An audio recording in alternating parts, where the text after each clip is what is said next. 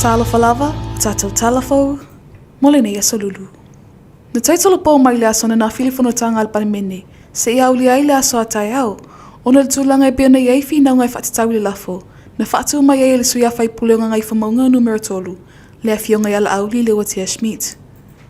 O fina ngani na saunoa ili tamai tai palimia ia fia mea na ami mata afa, e le tatau na taitalia le lafo, ono o mai ai le lafo sa whatu mai le JRPP, Ile Aso Lulu se fulimo Februari, ma wha amautu waile ma fule lango, e wha awa wai bea fia mea mla na whainga malo, ile fweo Samoa.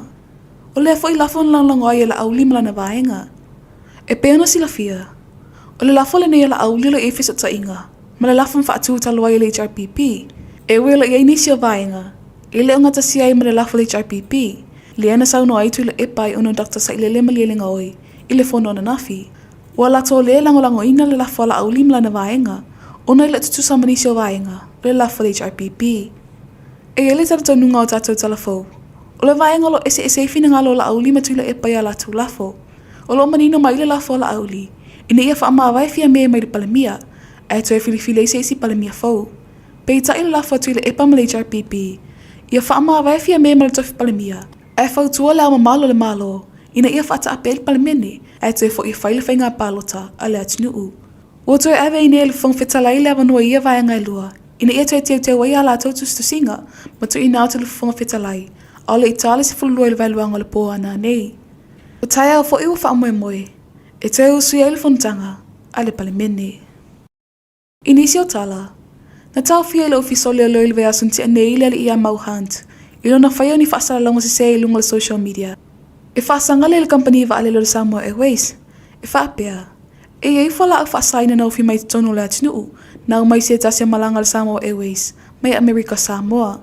O le amata upuna sauno ai le afionga le komisino leo au apa aulonga i Tina Filipo. E whaapena tau fia hanti le ofisa leo vea sunti a nei, ma whaato atatala mai tua i le asu tofi. O atatala nei tua le ali ima le tutuunga. E te tauna saini le ofisa leo ias wharilova ias te tasi uma, e whaatali ai lona tula i luma le whaamasinonga, i la se fululima o le masina fau. O le Aso Lulu le vai aso neina whai isi saini ngā lima o le whainga baanga, a le Associate Tala Samoa ma le vaianga le BBC Media, ma le komisina mo lunga le malo Britannia, i Samoa nei. Ua fua i mai leo whai ngā tupe o atuluna whai tau a whai, i le se fululu a whi pauni. Ta ua le President a Associate Tala Samoa, ki a langi Kersoma, le ta ua te leo leo whainga baanga, e whaalele ai vaianga e pele whaatino e nea o onga mo Tustala Samoa. Ma whaalau ilo ai le atinu ule matawhai o Tustala, o nei eila na tatatanunga. O le malamala mo le atinu ule ngalue ngā Tustala, e mafu ai no fiti ina i manatu. O le nei saini ngā lima na awai e tuaili lau la Associate Tala Samoa, whapei masuia le BBC Media ma le komisina mo lunga le malo Britannia. E seimi mo mua le nei o whai ai lea whai ngā paanga, ma ua mo ai le fisosoani ngalue ngā whaatino, o le Associate Tala Samoa. O la stona ilvea sunti ane ina sia ilvea ngā whapitol so i fua malolo ina ma le malo saina. Le mota ngasi ngasi o sa tau i sa vai, ma whaile lato o ona ngā fisosoani. Le ana sia ki fua ilma malo le atinu, na sia le whale mai moto ngā fitinga i le aso, whapea i mai lato o lo ta o tan mota ngasi ngasi sa taua. Na mamoli le ngā whapitaia le afionga le minister so i fua malolo ina. Le afionga waalasi dua pito whanua to o manga selsele, i le malo saina, i le a fo i fisosoani, e alai fo mai whapito malanga mai, ma sia lea fo i whale mai whaitu malo le atinuu, ma awatuele ngā luenga fisosoani. I tala muli, o le amana ia leo le malo ni silo le fisosoani ali i leo, ai meisel fui mu, le ane fisosoani lave ino soi fuol au wa almanua nui, e peo nungo toile ngā tai whale o sa fata, na afua ina toe fo i maile au waa, ma whaisi fata singa whapitoa, ma te whatawhaitu si pasi mo leo ma fui mu, na whaia leanga luenga whaaola. E si lia mal tolus fului lato na maua lato tu spasi, ma pine tau loa.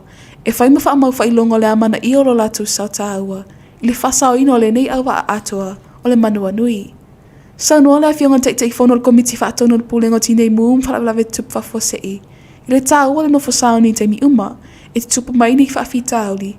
Ai meisi lato e ma o miese fisosoani tala whengai, i so se taimi. Na ia whawhetai ai fo ili nei vil malo New Zealand, I le amana ia se tau mawhainga, I le ngata le pūlengo tinei mu. Ai whapea fo ilmatanga luengo leo, whala pui pui, ma leo la tue fuata ina. O tātou tala fou nāmale ni Aso Lulu, tau wha seifua.